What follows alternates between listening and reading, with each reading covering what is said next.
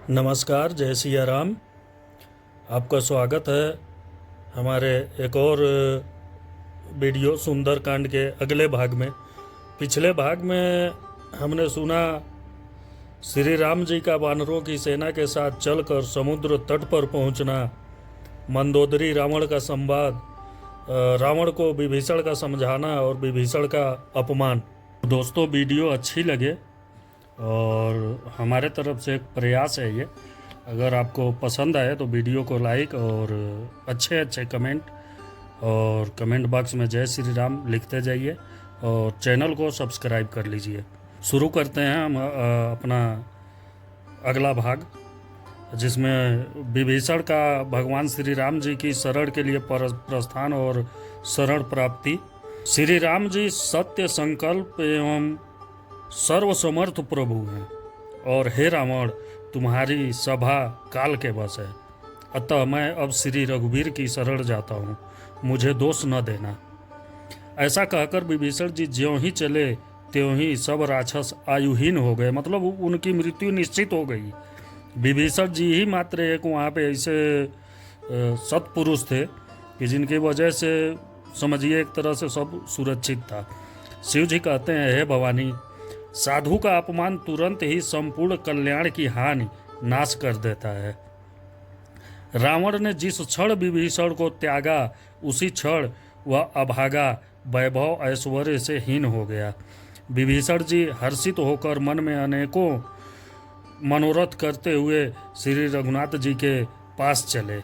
यहाँ पे एक दोहा भी है, रावण जब ही विभीषण त्यागा भयउ विभव बिनु तब ही अभागा, चले हरसि रघुनायक पाही करत मनोरथ बहु मन माही। वे सोचते जाते थे, मैं जाकर भगवान के कोमल और लाल वर्ण के सुंदर चरण कमलों के दर्शन करूंगा जो सेवकों को सुख देने वाले हैं। जिन चरणों का स्पर्श पाकर ऋषि पत्नी अहिल्या तर गई और जो दंडक वन को पवित्र करने वाले हैं, जिन चरणों को जानकी जी ने हृदय में धारण कर रखा है, जो कपट मृग के साथ पृथ्वी पर उसे पकड़ने को दौड़े थे और जो चरण कमल साक्षात शिव जी के हृदय रूपी सरोवर में विराजते हैं, मेरा अहोभाग्य है कि उन्हीं को आज मैं देखूंगा। ये सब विचार मन में विभीषण जी अपने मन में विचार करते जा रहे हैं अब रावण के दरबार से। जिन चरणों की पादुकाओं में भरत जी ने अपना मन लगा रखा है, आहा, आज मैं उन्हीं चरणों को अभी जाकर इन नेत्रों से देखूंगा। इस प्रकार प्रेम सहित विचार करते हुए वे शीघ्र ही समुद्र के इस पार, जिधर श्री रामचंद्र जी की सेना थी, आ गए। वानरों ने विभीषण को आते देखा तो उन्होंने जाना कि शत्रु का कोई खास दूत है। उन्हें पहरे पर ठहरा कर वे सुग्रीव के पास आए और उनको सब समाचार कह सुनाए। सुग्रीव ने श्री राम जी के पास जाकर कहा, हे रघुनाथ जी, सुनिए, रावण का भाई आपसे मिलने आया है। प्रभु श्री राम जी ने कहा, हे मित्र, तुम क्या समझते हो, तुम्हारी क्या राय है? बानर राज सुग्रीव ने कहा, हे महाराज, सुनिए, राक्षसों की माया जानी नहीं जाती। यह इच्छानुसार रूप बदलने वाला छली न जाने किस कारण आया है। भेद हमार लेन सठयावा, राखी बांधी मोही असभावा, सखा नीति तुम नी की बिचारी, मन पन शरणागत भयहारी। जान पड़ता है यह मूर्ख हमारा भेद लेने आया है, इसलिए मुझे तो यही अच्छा लगता है कि इसे बांध रखा जाए। श्री राम जी ने कहा, हे मित्र, तुमने नीति तो अच्छी विचारी, परंतु मेरा प्रण तो है शरणागत के भय को हर लेना। जय श्री राम। सुनि प्रभु बचन हरस हनुमाना, शरणागत बच्छल भगवाना। प्रभु के वचन सुनकर हनुमान जी हर्षित हुए और मन ही मन कहने लगे कि भगवान कैसे शरणागत वत्सल, शरण में आए हुए पर पिता की भांति प्रेम करने वाले हैं। श्री राम जी फिर बोले, जो मनुष्य अपने अहित का अनुमान करके शरण में आए हुए का त्याग कर देते हैं, वे पामर यानी क्षुद्र हैं, पापमय हैं, उन्हें देखने में भी हानि है, पाप लगता है। जिसे करोड़ों ब्राह्मणों की हत्या लगी हो, शरण में आने पर मैं उसे भी नहीं त्यागता। जीव ज्यों ही मेरे सम्मुख होता है त्यों ही उसके करोड़ों जन्मों के पाप नष्ट हो जाते हैं। पापी का यह सहज स्वभाव होता है कि मेरा भजन उसे कभी नहीं सुहाता। यदि वह रावण का भाई निश्चय ही दुष्ट हृदय का होता तो क्या वह मेरे सम्मुख आ सकता था? जो मनुष्य निर्मल मन का होता है वही मुझे पाता है। मुझे कपट और छल छिद्र नहीं सुहाते।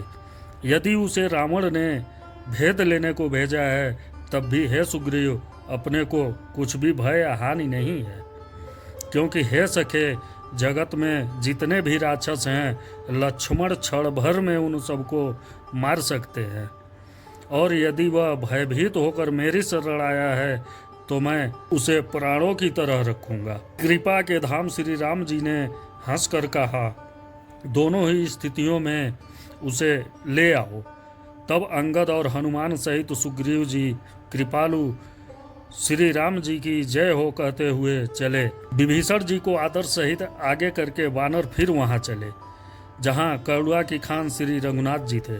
नेत्रों को आनंद का दान देने वाले अत्यंत सुखद दोनों भाइयों को विभीषण जी ने दूर से ही देखा। फिर शोभा के धाम श्री राम जी को देखकर वे पलक मारना पलक रुक गई उनकी। पलक रोक कर ठिठक कर स्तब्ध होकर एकटक देखते ही रह गए। भगवान की विशाल भुजाएं हैं, लाल कमल के समान नेत्र हैं और शरणागत के भय का नाश करने वाला सांवला शरीर है। सिंह के से कंधे हैं, विशाल वक्षस्थल यानी चौड़ी छाती अत्यंत शोभा दे रहा है। असंख्य कामदेवों के मन को मोहित करने वाला मुख है। भगवान के स्वरूप को देखकर विभीषण जी के नेत्रों में प्रेमाश्रुओं का जल भरा है और शरीर अत्यंत पुलकित हो गया। फिर मन में धीरज धरकर उन्होंने कोमल वचन कहे, नाथ दशानन कर्मय भ्राता, निश्चर वंश जन्म सुर त्राता, सहज पाप प्रिय तामस देहा, जथा उलू कही तम पर नेहा। हे नाथ, मैं दशमुख रावण का भाई हूँ। हे देवताओं के रक्षक, मेरा जन्म राक्षस कुल में हुआ है। मेरा तामसी शरीर हे स्वभाव से ही मुझे पाप प्रिय है।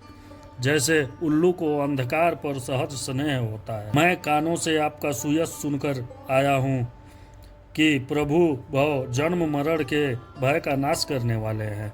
हे दुखियों के दुख दूर करने वाले और शरणागत को सुख देने वाले श्री रघुवीर, मेरी रक्षा कीजिए, रक्षा कीजिए। प्रभु ने उन्हें ऐसा कहकर दंडवत करते देखा तो वे अत्यंत हर्षित होकर तुरंत उठे। विभीषण जी के दीन वचन सुनने पर प्रभु के मन को बहुत ही भाए। उन्होंने अपनी विशाल भुजाओं से पकड़कर उनको हृदय से लगा लिया।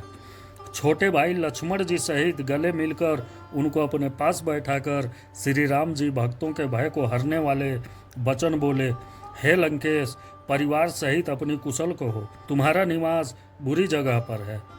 थल मंडली दिन रात दुष्टों की मंडली में बसते हो। ऐसी दशा में हे सखे, तुम्हारा धर्म किस प्रकार निभता है।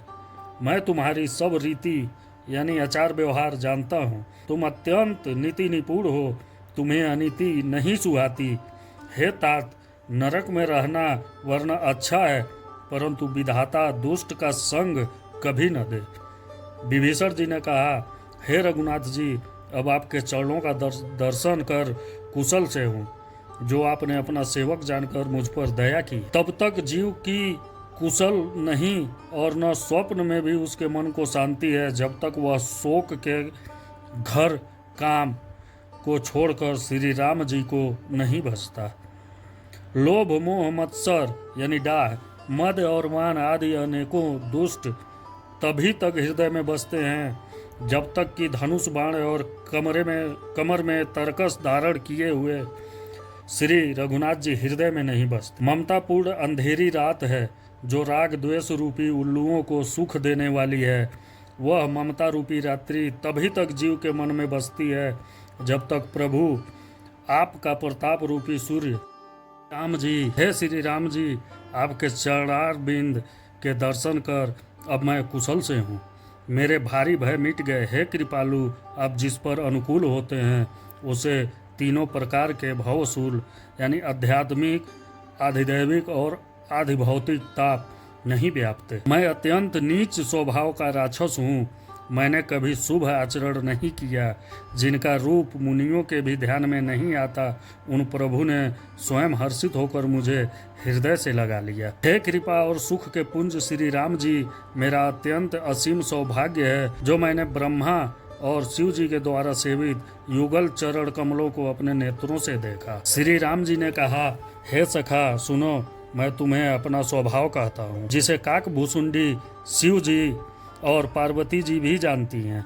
कोई मनुष्य संपूर्ण जड़ चेतन जगत का द्रोही हो, यदि वह भी भयभीत होकर मेरी शरण तक आ जाए और मद मोह तथा नाना प्रकार के छल कपट त्याग दे, तो मैं उसे बहुत शीघ्र साधु के समान कर देता हूँ। माता पिता भाई पुत्री स्त्री शरीर धन घर मित्र और परिवार, इन सबके ममत्व रूपी तागों को बटोर कर और उन सब की एक डोरी बनाकर उसके द्वारा जो अपने मन को मेरे चरणों में बांध देता है, सारे सांसारिक संबंधों का केंद्र मुझे बना लेता है, जो समदर्शी है, जिसे कुछ इच्छा नहीं है और जिसके मन में हर्ष शोक और भय नहीं है, ऐसा सज्जन मेरे हृदय में कैसे बसता है जैसे लोभी के हृदय में धन बसा करता है। तुम सरीखे संत ही मुझे प्रिय हैं और इसी के निहोरे से कृतज्ञता बस देह धारण नहीं करता। जो सगुण साकार भगवान के उपासक हैं, दूसरे के हित में लगे रहते हैं, नीति और नियमों में दृढ़ हैं और जिन्हें ब्राह्मणों के चरणों में प्रेम है, वे मनुष्य मेरे प्राणों के समान हैं। हे लंकापति सुनो, तुम्हारे अंदर उपर्युक्त सब गुण हैं, इससे तुम मुझे अत्यंत ही प्रिय हो। श्री राम जी के वचन सुनकर सब वानरों के समूह कहने लगे, कृपा के समूह श्री राम जी की जय हो। श्री राम जी की प्रभु की वाणी सुनते हैं और उसे कानों के लिए अमृत जानकर विभीषण जी अघाते नहीं हैं। वे बार बार श्री राम जी के चरण कमलों को पकड़ते हैं और अपार प्रेम से हृदय में समाता नहीं है। विभीषण जी ने कहा, हे देव, हे चराचर जगत के स्वामी, हे शरणागत के रक्षक, हे सबके हृदय के भीतर की जानने वाले, सुनिए, मेरे हृदय में पहले कुछ वासना थी, वह प्रभु के चरणों की प्रीति रूपी नदी में बह गई। अब तो हे कृपालु, शिव जी के मन को सदैव प्रिय लगने वाली अपनी पवित्र भक्ति मुझे दीजिए। एवं अस्तु, ऐसा ही हो कहकर रणधीर प्रभु श्री राम जी ने तुरंत ही समुद्र का जल मांगा और कहा, हे सखा, यद्यपि तुम्हारी इच्छा नहीं है, पर जगत में मेरा दर्शन अमोघ है, वह निष्फल नहीं जाता। ऐसा कहकर श्री राम जी ने उनको राज तिलक कर दिया। आकाश से पुष्पों की अपार वृष्टि हुई। श्री राम जी ने रावण की क्रोध रूपी अग्नि में जो अपनी विभीषण की श्वास वचन रूपी पवन से प्रचंड हो रही थी, जलते हुए विभीषण को बचा लिया और उसे अखंड राज्य दिया। शिव जी ने जो संपत्ति रावण को 10 सिरों की बलि देने पर दी थी, वही संपत्ति श्री रघुनाथ जी ने विभीषण को बहुत सकुचते हुए दी। ऐसे परम कृपालु प्रभु को छोड़कर जो मनुष्य दूसरे को भजते हैं, वे बिना सींग पूंछ के पशु हैं। अपना सेवक जानकर विभीषण को श्री राम जी ने अपना लिया। प्रभु का स्वभाव वानर कुल के मन को बहुत भाया। फिर सब कुछ जानने वाले, सबके हृदय में बसने वाले, सर्वरूप सब रूपों में प्रकट, सबसे रहित, उदासीन, कारण से भक्तों पर कृपा करने के लिए मनुष्य बने हुए तथा राक्षसों के कुल का नाश करने वाले श्री राम जी नित्य की रक्षा करने वाले वचन बोले। तो यहीं पे ये प्रसंग करते हैं। अभी इसके आगे अगले वीडियो में बहुत जल्दी हम लेके आएंगे आपके लिए। तब तक के लिए चैनल को सब्सक्राइब कर दीजिए, वीडियो को लाइक कर लीजिए और अच्छे अच्छे कमेंट जय श्री राम लिखते जाइए। प्रेम से बोलिए जय श्री राम।